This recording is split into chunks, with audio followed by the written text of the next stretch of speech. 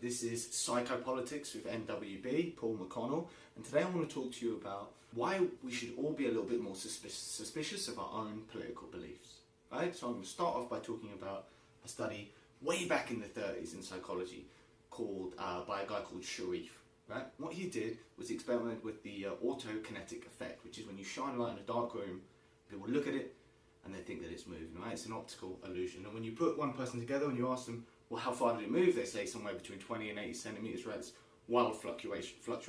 But when you put them together, they all start to converge and they agree together, they conform to a certain amount that it moves. So why am I talking about this, right?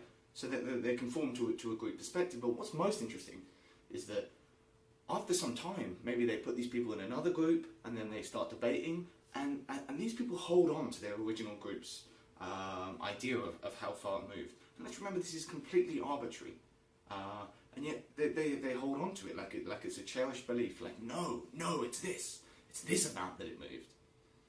So this was a super interesting study because it showed how arbitrary the origins of beliefs can be. Right. So let's move on. Let's look at another one. Another study put people in a questioner role and an answerer role. It was arbitrarily assigned, like a coin flip or something like that. And then after the questions and the answers had taken place, they were asked to rate each individual in terms of how knowledgeable they were, how deferent they were, and so forth, right? And the people who were assigned to the questioner role, to ask the questions, were rated as more intelligent, as more knowledgeable, even though the people who were rated knew it was a completely arbitrary assignment. But that didn't matter, right? They still afterwards perceived them as more intelligent because of the role they were in. Okay, let's look at one more, alright? So, in this one, people were put into either one of two groups, right? And both groups were more or less the same apart from one key difference. So they all read about a firefighter and how he had children, what he liked to do in his spare time and so forth. But the one key way in which they differed was that in one, the firefighter was very safe, very cautious. He never took anything other than the safest route. And in the other one, he's kind of a shitty firefighter. Didn't really pay attention to the risks and so forth, right? And then after that, both different groups, they were told, actually the story's totally made up, right? It's a load of nonsense. And then they had to fill out some questionnaire about what they thought would be a successful firefighter. And lo and behold, what do you think happened? Okay, based on our last one. So we saw that the people who read about the safe firefighter, they said that a successful firefighter would be safe. And the people who read about a more reckless firefighter, they wrote that a successful firefighter would be more reckless, right? So it come from a completely fictitious story, but that didn't matter. It still influenced, their beliefs, their opinions. And I think we've all been in this situation. What am I trying to say here, right? We've all been in this situation where we feel something. Oh, I don't know where I remember, but I know, right? Well, you don't know. And that's just the point.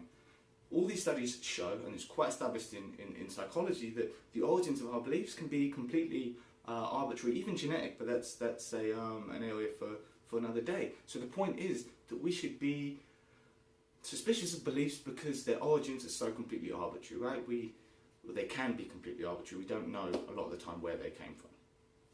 And for the record, that not knowing, where a belief originally came from, but still kind of holding it, that's called source amnesia. Okay, so the problem is that once these beliefs are formed, no matter how arbitrary, they become really difficult to change, right? So there's this very established bias in psychology that's going back, 30 years now, called the confirmation bias. And that is we tend to seek out and readily accept any information which seems to confirm what we already believe. There's also evidence that says we confirm what we want to believe as well, or even disconfirm what we fear. But the main thing is that we confirm and accept what we already believe. But if something contradicts what we believe, then we're going to disparage it, find reasons why it's not true, or dedicate more time to thinking about why it's wrong. And there can even be a backfire effect, right? So this is very prominent. There was one study in Exeter in which you gave anti-vax people who believed that vaccinations could cause autism, corrective information. And what it led to was not any kind of reduction in the amount that they believed it, but a greater entrenching of their own views. And this is, I think, related to conspiratorial thinking, where you can just move the goalpost and say, oh yeah, but this information is what they want you to believe, and so forth, right? So that's a backfire effect. So corrective information is not that effective a lot of times. Is the problem, right? And this was also found in political beliefs as well, in a big study by Tarbell and Lodge in 2006, which showed that with political beliefs, we were terribly prey to this confirmation and disconfirmation bias. And more to the point, the more you knew about politics, actually, the more of a kind of political sophisticate you were, the more information you had about the Supreme Court and so forth, the more reasons you were able to find to confirm and disconfirm other people's views. So it doesn't matter how kind of into politics you are, that can even make the effect worse, right? So it's not about intelligence. Or there was another study by Kaplan along with Sam Harris, with the famous atheist, one of the four horsemen. They looked at the neuroscientific evidence of attitude change, and they found that it's kind of not so difficult to change people's minds on the life of Thomas Edison or the effect of early reading on intelligence. But when you make those beliefs political, then our ability to change our mind just evaporates, right? And you can see from the graph there, I mean, it's something like 20 times less likely to be able to change your mind when you get onto gun control or immigration or abortion or gay marriage or these kind of issues like this. So we have this situation where beliefs are very arbitrary, where they come from, extremely hard to change when you actually have formed them, and you can even become more entrenched when you have corrective information, or just not be likely to change your mind at all. I'm barely scratching the surface here in terms of the challenges involved in attitude change and changing your mind, and the more you learn, the scarier it gets. If you want to read more about all the different myriad biases that we have, then you should look up Thinking Fast and Slow by Kahneman. Daniel Kahneman. It's just fantastic. Great read, bestseller. There were two studies that kind of give us hope about this attitude change situation. So one comes from Yale, in which they asked people to rate how kind of well they knew about everyday items like a zipper or a toilet, something like that. Okay, how well do you understand how this works? And then they asked them to explain in as much detail as possible how it works, right? And afterwards, they asked them to rate again, you know, how well they understand how the item works. Now, obviously, when they try to explain how these things work, I mean, I don't know about you, but I don't have a clue how a zipper or a toilet works, really. But they moderated their views, right? So after they realised and tried to explain, they realised, oh, actually, I don't know so well. And they weren't so confident in their views, which they previously held ignorantly, but very strongly. They held them, right? So the people who did this study, they then moved on to politics. And they did the same thing.